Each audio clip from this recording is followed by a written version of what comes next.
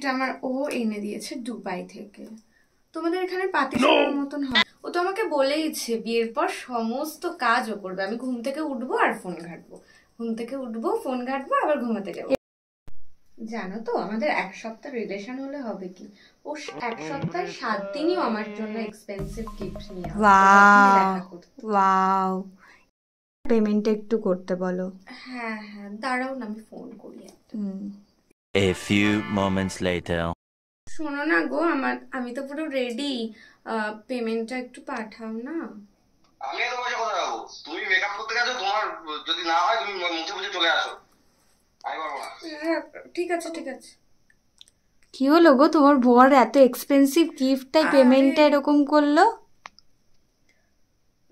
আমি দিচ্ছি দিদি। তাহলে না তুমি মেকআপটা পুরো মুছে দাও, মানে এগুলো না হলেও কিছু হয়ে যাবে দিদি।